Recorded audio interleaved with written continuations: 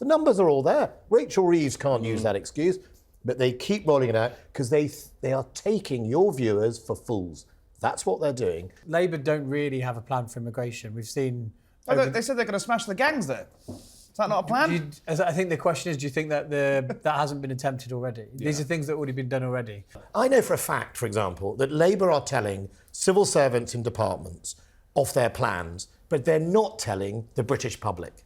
That is an absolute insult to the British public and the voter, and a height of arrogance.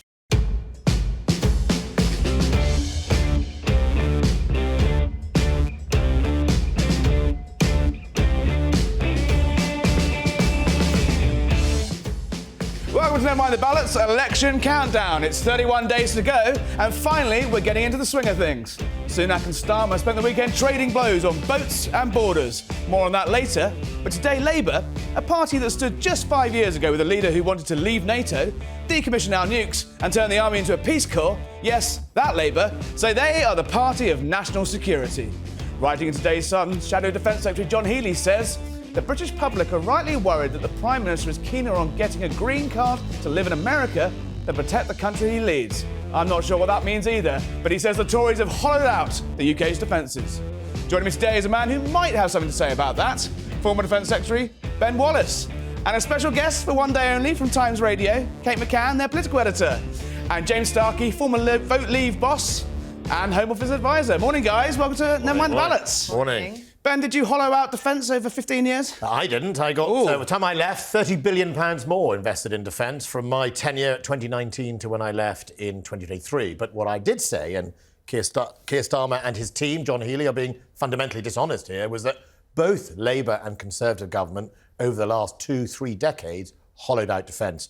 Labour conveniently dropped my point about Labour, but Labour took it from 3% of GDP right down to 2.2% of GDP, the biggest single drop from their tenure in 1997, and then at the last minute dumped in some cash because of their Iraq wars. So I think there's a lot of dishonesty going on in Labour's pitch. Half the shadow cabinet voted against Trident. Half. We'll get on to Trident in a moment, but they've got a point there, haven't they? When the Tories came to power in 2010, defence spending as a percentage of GDP was 2.4%. It went down to 2.1% under Cameron and Osborne after the annexation of Crimea. After that, in 2015 and 2016, it's not going to hit 2.5 again, apparently, until 2030. You did hollow it out. Well, did I ever say that the Conservatives and the Labour Party didn't? I said time and time again, in making my case for more funding in 2019, I was honest about our record and honest about Labour's record. And that's what's missing in this campaign from Labour, honesty. Because ultimately, I said defence funding must meet the threat. When the threat goes up, the funding goes up. Boris Johnson and Rishi Sunak recognise that. £30 billion extra. We are now on track to be about 2.3%, 2.3.5% by this year. We are going up for the first time and have done since 2019. That's a real change. New investments in accommodation, terms and conditions, as well as equipment. Labour keep using this funny little phrase, when economic conditions allow. We don't say that about the health service. We should say it when threat demands it. But the last person we heard saying that was Rishi Sunak, because I remember being at the NATO summit with you in 2022 when Boris Johnson announced that defence spending would hit 2.5% by 2030. He was ousted a week later. But when Rishi Sunak was in charge, he said, no, we will hit...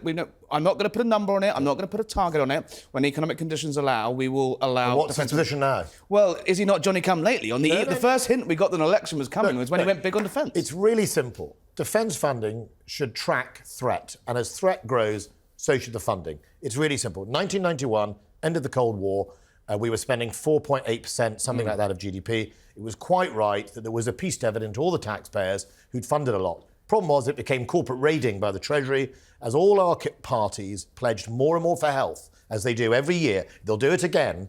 They were raiding the defence pot and they were becoming more and more blind to the threat. Rishi Sunak has seen that threat. That's why he's changed from economic conditions to 2.5%. Better late than never. The threat is rising, funding needs to rise. Labour shouldn't get away with this line, and they shouldn't get away with trying to rewrite history. Just on the upgrade of Trident, last time we were upgrading our nuclear submarines, you rightly say that defence spending was running at about 4%, 4.5%. Is it credible to be trying to renew our fleet, renew our nuclear arsenal, and run, an army in a time of heightened threat. Surely 2.5 is a drop in the ocean. Well, 2.5 is the beginning, and that's why you need the pledge. I mean, Labour need to match... Do you like this pledge from Labour? The triple lock. The triple lock. The triple cock, I think the whole thing is, right? It's all made up. First of all, if you want to know any facts, right? Well, there's no Ofcom here. It's great. The dreadnought Trident submarines, we're already on the third one. The first one is almost completely segments together. The second one, all the segments are made. We've cut steel on the third. Labour couldn't cancel it if they wanted to, right? Well, some of them did. Lots of them did. Well, I remember Jeremy Corbyn suggesting they were made into a tourist. I think we can actually see. I think we can see Jeremy Corbyn and his views on our nuclear defences. Let's have a look at that. I make it clear today that I would not take a decision that kills millions of innocent people. I do not believe the threat of mass murder is a legitimate way to go about dealing with international relations. Is it not time, Mr. Speaker, for us to step up to the plate and promote rapidly nuclear disarmament? That's a good way. Kate, there's Jeremy Corbyn, just 5 years ago, saying, does Labour have a credibility problem on defence? They're trying really hard this morning. Look, we've got John Healey in The Sun, the Forces paper. They're talking about recruitment. They're talking about Royal Marines. This is a completely different Labour message from the last election. But is the public going to buy it? Well, I think there's some evidence in the polls that the public has bought it. Labour has increased when it comes to trust on defence and security issues from where it was previously. It's quite a low bar, though, wasn't it? It was a low bar, but what I think is really interesting here is that Labour isn't just talking about investing or maintaining, as Ben Wallace says, the commitments that the Tories have made. They've gone around and they've got 14 army veterans standing as Labour candidates. Now, that tells you something. It tells you that they've seen from a long way off that they have a credibility problem here and they need to do something about it.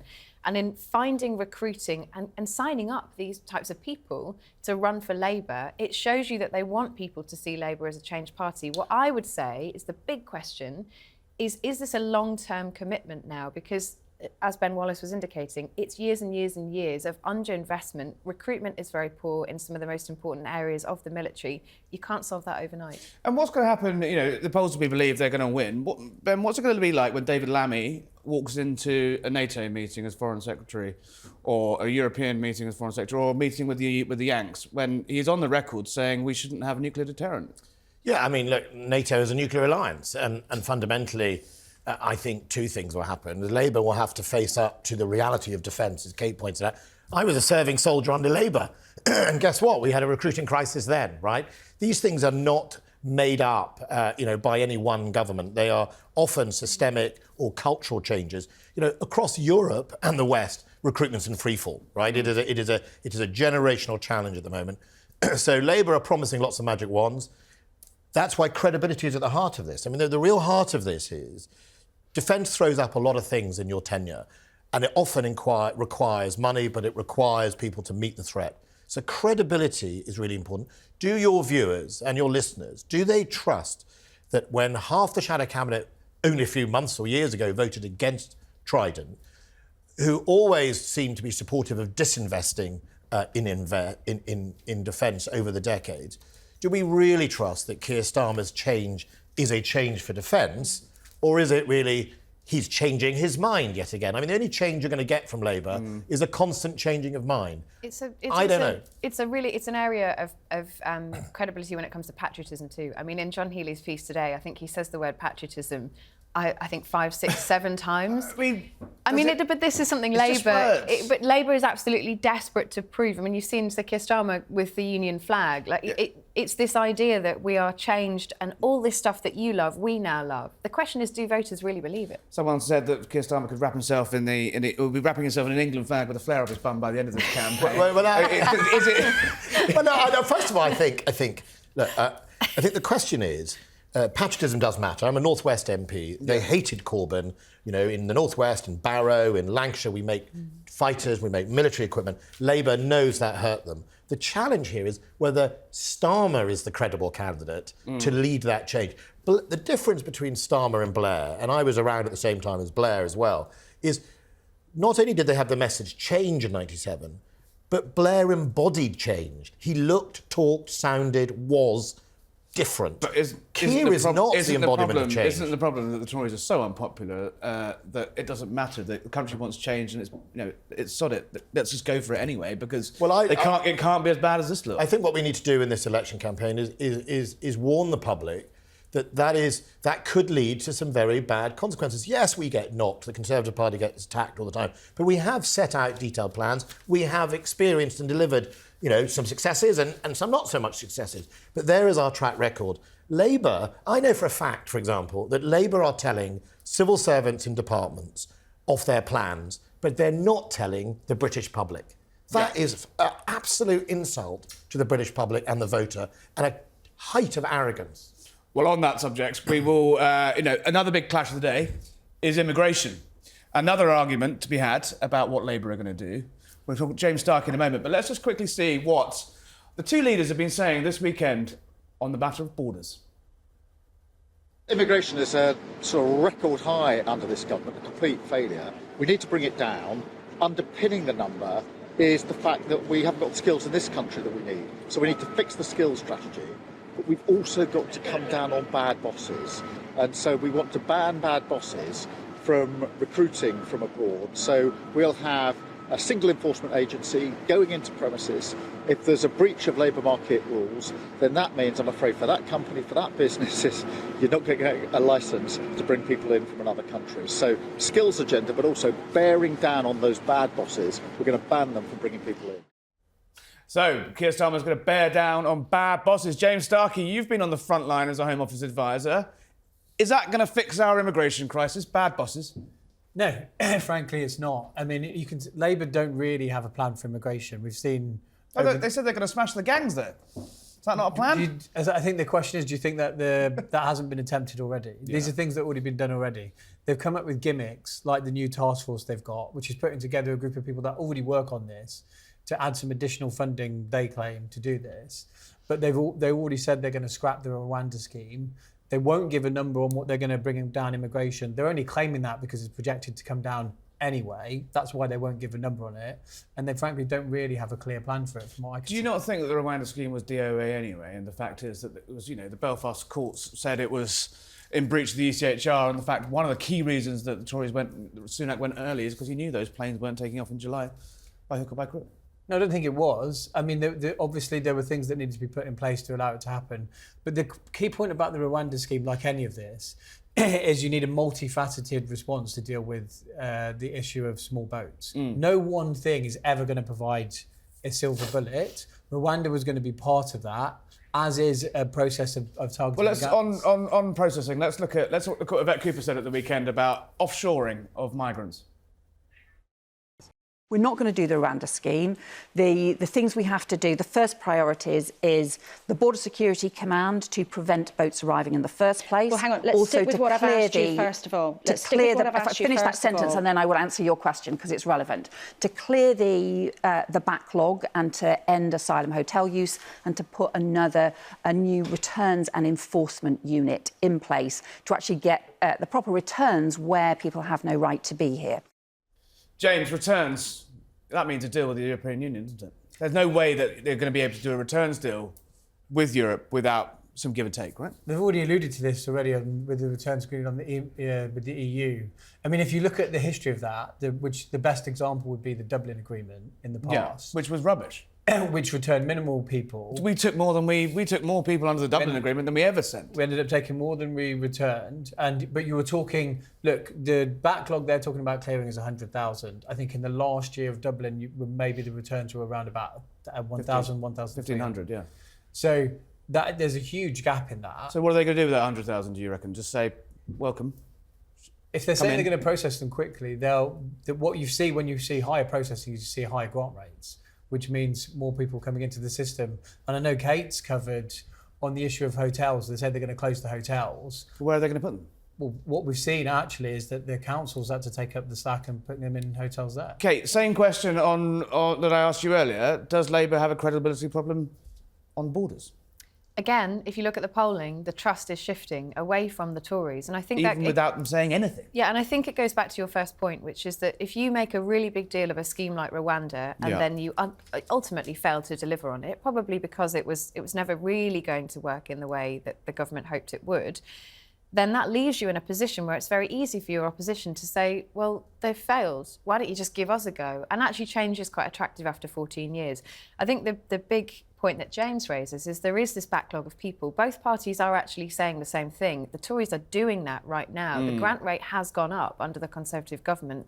They are allowing people who have come here illegally into the country and granting them asylum. And the question on hotels, the government says that they are being taken out, people are being taken out of hotels.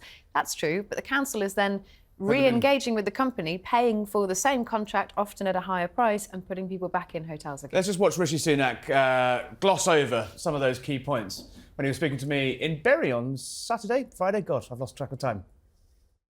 So look, I'm clear about what I want to do. I'm clear that it's necessary, and Keir Starmer is equally clear that he's going to cancel those flights and make us the soft touch of Europe when it comes to illegal migration. And I do not want that for our country. Ben Wallace, where were you on the Great Rwanda debate when you were in government? Because Rishi Sunak was trying to strangle the scheme, as far as we're aware, for years.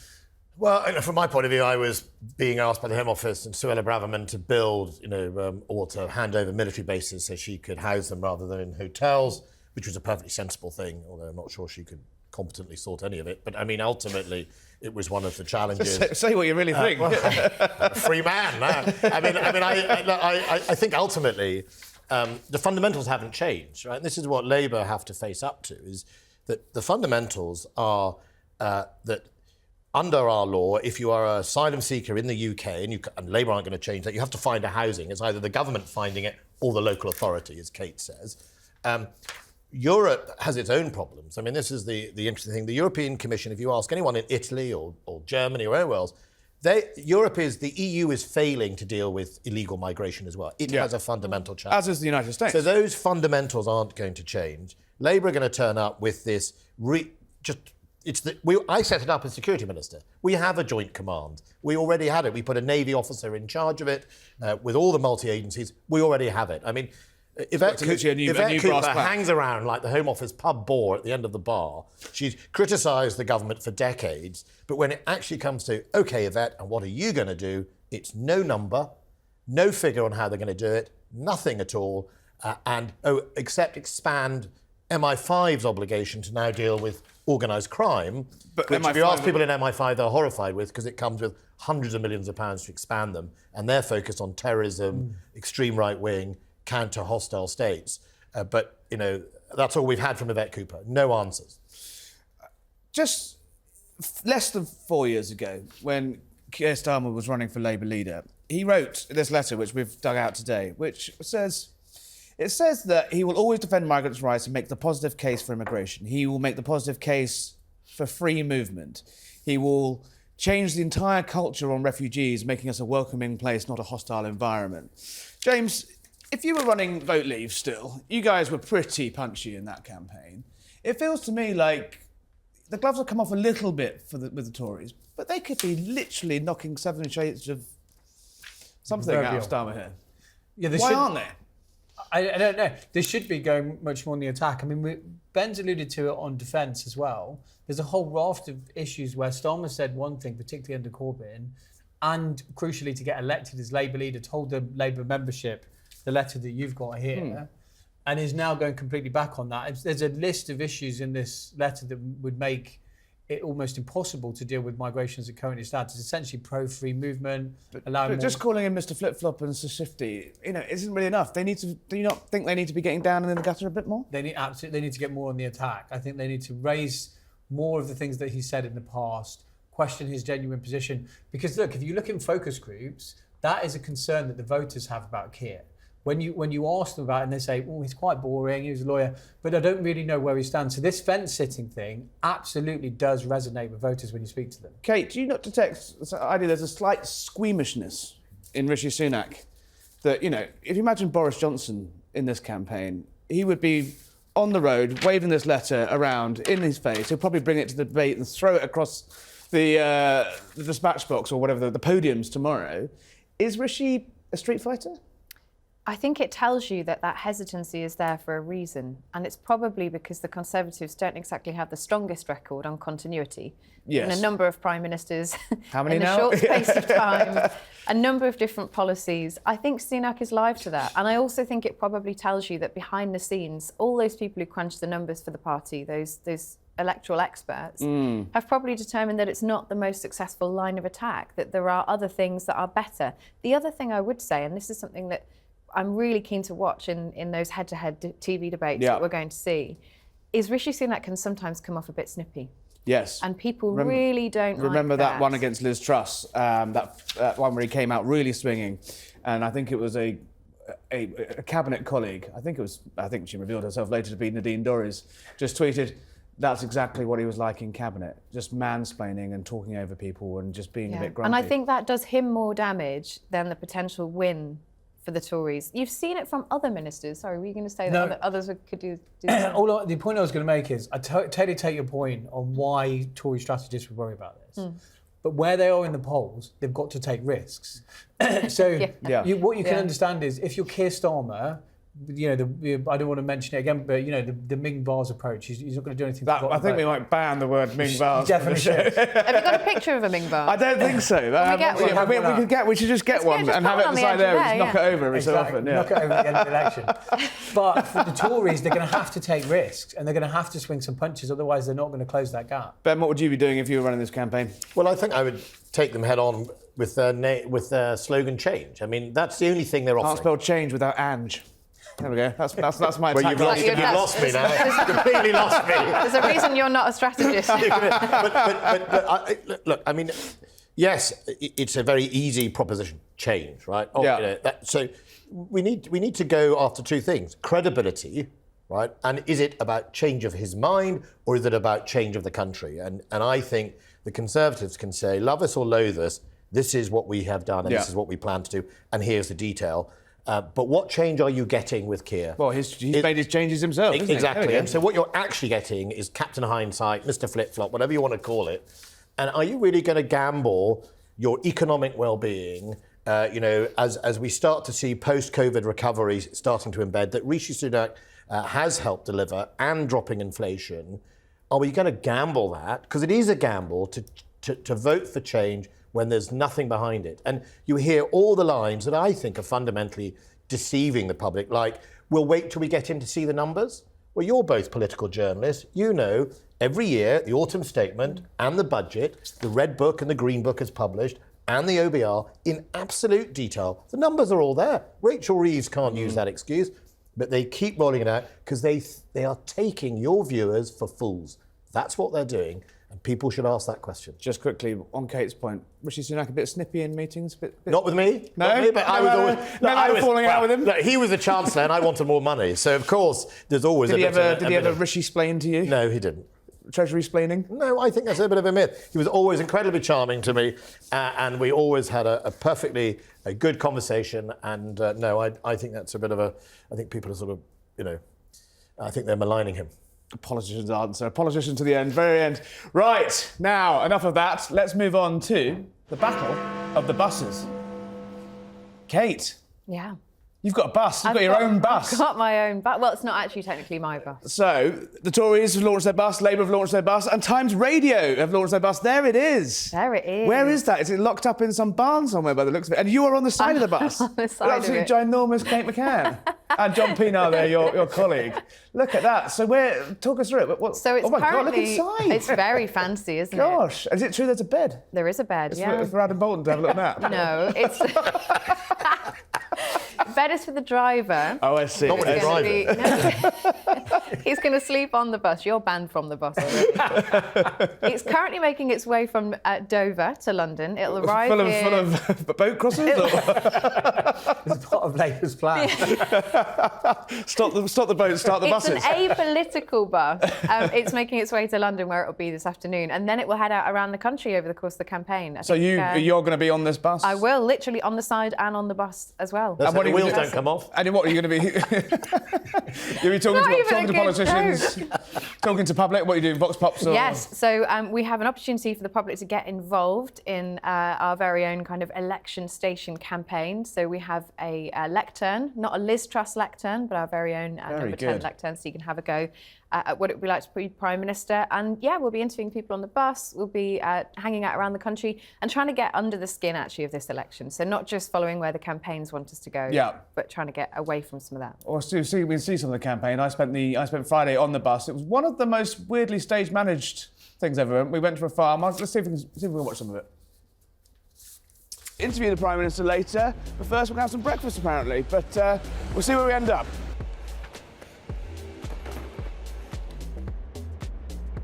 And a little less fighting. So here we are. We're on our way to Macclesfield, I believe. We're going to go to a farm.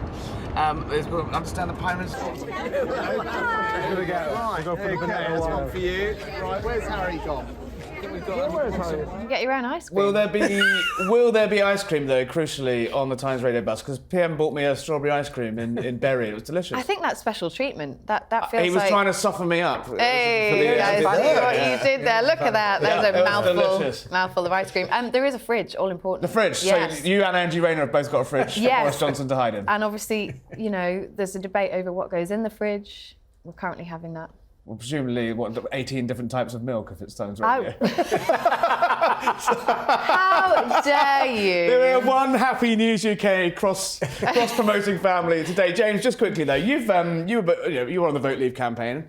That was probably the most famous bus in electoral history. The big red bus with 350 million on the side of it. It was a little bit like a sort of pirate ship, actually, sort of swinging around. No one really knew where we were going. I spent many a happy week on that bus with Boris and Gove and Gisela Stewart and people like that. Do these things make any difference, or is it just a sort of hoop that the parties have to jump through? Well, look, on Vote Leave it did, because it was a big part of the Vote Leave campaign. Talker. Because the Vote Leave campaign was specifically designed... You can see how the different candidates want to portray themselves. We had an active approach that Boris was quite comfortable with normal people. Yeah. And frankly, chaos. So we just throw him into anything at any part of the country. Yeah. And that was part of the vibe of the campaign, a kind of renegade campaign. Rishi Sunak in his soapbox isn't really going to do that. There was what he met when we were in Bury. I think he met about 25 normal people, but it wasn't exactly chaos. No, but they're going for a more staged, managed approach. I mean, I don't think they do think he's quite good with groups of the public. But look, campaigns always try to control things. You guys don't need me to tell you, as much as they possibly can. And on Vote Leave, we would have done that as well. But I think the bus was a bit more part of the campaign than it perhaps normally is, because we had to, being the outsiders, we had to embrace the chaos. I think it's a good determination of mood as well, the campaign bus, because, you know, if your campaign bus is very stage managed and not very fun, it does bleed into how the campaign feels on the ground. It's not all about that, but it is important. I have to say actually that when we were driving up to the northwest on Friday, and actually it was all quite grim in the morning, and then the news about Diane Abbott broke, the sort of latest twist in that saga or whatever it was on Friday. And you're right, the mood on the bus, suddenly the handlers were much more relaxed. They knew they weren't going to be the biggest story of the day, and they knew, and you know, it got a bit more chill. Ben, are you going to be campaigning? You're obviously standing down. I will go and help my colleagues. I'm going to hopefully go up to Barrow, which is not very far from where I live. I'll go across to Yorkshire. I'll probably stay mainly in the north, but I'll go and help my colleagues fight the good fight. Come join the Times Radio bus tour. I've just been banned by you. I can't be on the bus. You've been banned. You have to bring your soy milk. You can stand outside it. I'll let you stand outside the bus. No, it's all right. I don't want oat milk. I don't want almond milk. No, I saw that. Milk from a cow, please, only from Ben Wallace. Unreformed. I'm looking forward to trying to see it. Where is it going first? Are we allowed to know? It's going to Burnley first. Burnley. Good. Well, we'll all. That's Lancashire. Yeah. We'll give you a nice Lancashire welcome. Good. From whoever is on the side, Labour or Conservatives. We'll give you a good welcome. Guys, thank you for coming. Before we go, we're just going to have a little look at our moments of, well, not really the day, more of the moments of the weekend. So, Rishi Sunak's out on the campaign trail, looks suspiciously like not very far from Downing Street there. But he says, sun's out, Samba's on, secure future. Shares in Adidas cake plummeting again today? Well, except for I'm not sure it's quite right. Oh, fact check. Well, it is a fact check, because I think they're Adidas Samoas. Ah, what's the difference? Forgive my expertise. Look, to connoisseurs of trainers, it's a completely different shoe. And remember, the first time round, he got deeply criticised for wearing Sambas, which looked like they were very box fresh in Downing Street. And it looked like he'd put them on. I think he had a suit on at the same time, and then he had these very white, sparkly trainers on. And it looked like he was trying to... What are you looking at me like that for? I'm just trying to work out what Sambas are. Okay, I'll show you a picture. What trainers do you have? Green Flash. I bet Harry's a New Balance, man. I got told off. I got told you off. have to see these. Harry's got old man shoes on. I got told come off. On, let's see. Not showing my trainers. Yeah, well, I did get told off for interviewing the Prime Minister. I put a tie on and everything, but I did have my campaign trainers on when I interviewed the PM. They don't look like trainers, though. They look like work shoes, but they're just... They don't look like work Anyway, shoes. enough trainer discourse. What else we have? Another own goal by Rishi this weekend. He's doing TikTok, and it's not going very well. Let's see what happened to his attempt at viral humour. Right, here we go again. Today, I'm going to be doing an explainer on Labour's policy for our country's future.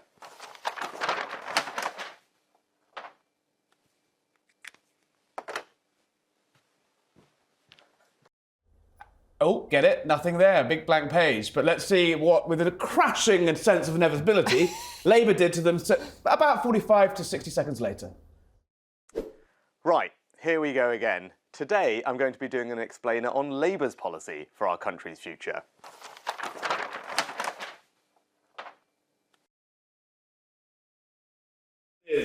I mean, James Starkey, would you ever advise anyone in a campaign to stand in front of a big white sign?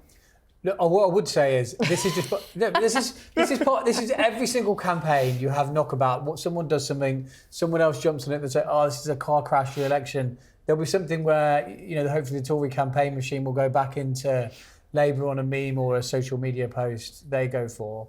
It's part there was one earlier. It's smart by Labour. It's smart and quick. The key thing about all this stuff, same as attack, and Ben will know better than all of us perhaps, is speed, is getting out there quickly. That's what Labour did really well there, is getting it out and then making... What they really want is, partly it's social media, they want you guys to talk about it, and part of that is speed. Well, we've fallen straight into that. We've fallen into their trap. I know, we're being played, Starkey. Ben Wallace, former Defence Secretary, thank you for coming. Thank you. Coming in soon.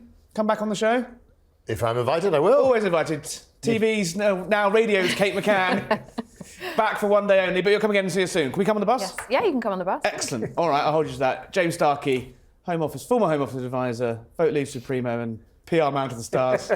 Thank you for coming on Never Mind the Ballots. That's enough for us. We will be back tomorrow, teeing up that first big, important TV debate, and then on Wednesday morning we will have a full post-match analysis with some very snazzy graphics. To see that first, subscribe, youtube.com/@sunelection. See you tomorrow.